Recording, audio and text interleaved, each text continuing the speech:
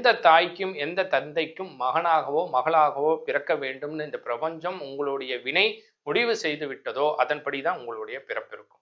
அது மட்டும் இல்லாது நீங்கள் சந்திக்கும் ஒவ்வொரு நிகழ்வுகளும் ஒவ்வொரு நபர்களும் கண்டிப்பாக உங்கள் மனதில் ஆழ பதிந்த நிகழ்வுகளோ ஆழ பதிந்த நபர்களோ உங்கள் வாழ்க்கையில் ஏற்றத்தையோ மாற்றத்தையோ அல்லது துன்பத்தையோ கொடுப்பதற்காக உங்களுடைய முற்ஜென்மத்தின் தொடர்பாக தான் இருப்பார்கள். நம்ம ஒரு டிராவல் பண்றோம், நிறைய கோயில்களுக்கு போறோம், ஏதோ நிறைய இடங்களுக்கு போறோம். எல்லாருமே நம்ம மனசுக்குள்ள பதியறது கிடையாது. எல்லோரும் நமக்கு உறவுகளாக தோன்றுவது கிடையாது. உங்களுக்கு யார் உறவா வரணும், யார் சகோதரனா வரணும், யார் சகோதரியா வரணும், யார் மனைவியா வரணும், இது எல்லாமே உங்களுடைய முற்ஜென்ம கர்ம வினை தொடர்ச்சியின்படி தான் நடக்குது.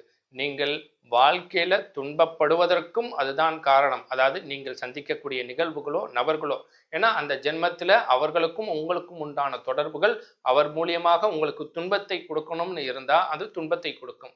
அதே போல உங்களுக்கு அவர்களால ஒரு மாற்றத்தையும் வாழ்வில் ஒரு ஏற்றத்தையும் கொடுக்கணும் அப்படின்னா அதுவும் கண்டிப்பா நடக்கும்.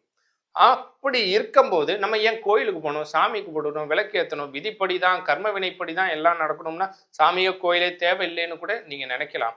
அப்படி கிடையாது. நாள் என் செய்யும் கோள் என் செய்யும் வினைதான் என் செய்யும்னு அருணகிரிநாதர் முருகப்பெருமானை நோக்கி பாட்டு பாடினது போல நீங்கள் இறை வழிபாட்டை அதிகப்படுத்தணும். அது மட்டும் இல்லாது காலமும் நேரமும் உங்களுக்கு ஒத்துழைப்பு தர வேண்டும். ஊழ்வினை பயன் உங்களுக்கு நன்மை செய்ய வேண்டும்னா நீங்க தவயோகத்தில தான் நீங்க முழுமையா இறங்கி செய்யணும். கோயிலுக்கு போறோம், விளக்கு போடுறோம், சாமி கும்பிட்றோங்கிறது உங்களுடைய வாழ்வியல்ல ஏற்படக்கூடிய சின்ன சின்ன பிரச்சனைகளை தீர்க்க முடியும். ஆனா நீங்க யோகத்திலையும் தவத்தியானத்திலையும் தன்னை உணரும் போது காலமோ நேரமோ வினையோ உங்களை பாதிக்காதுங்கிறது தான் உண்மை. இன்னும் குறிப்பிட்டு சொல்ல போனோம்னா சமீபத்தில் ஒரு நபரை சந்திச்சேன். அவர் என்கிட்ட கேட்டாரு, என் கூட பிறந்தவங்க 4 பேர், நான் மட்டும்தான் கஷ்டப்படுறேன், அவங்க மீதி நல்லா இருக்காங்க, ஏன் கடவுள் போன ஜென்மத்தில் செஞ்ச பாவம் நான் மட்டும்தான் அனுபவிக்கணுமா, இல்லை 4 பேர் அனுபவிக்க கூடாதா? இது மாதிரியான கேள்விகள் நிறைய பேர் கேட்குறாங்க. என்னன்னா நீங்க எத்தனாவது குழந்தையா எத்தனை ஆண்டுகள் கழித்து பிறக்கணும், அதனால நீங்க துன்பம் படணும் அப்படிங்கிறதுலாம் ஏற்கனவே வகுப்பட்டது தான். ஓல்வினை பயனை அறுக்கணும்னா பிரம்மஞான அஷ்டாங்க யோகம்ங்கக்கூடிய இது மாதிரியான நிறைய யோக தவ பயிற்சிகள் எல்லாம் நம்ம சித்தர்களும் ஞானிகளும் கொடுத்துருக்காங்க.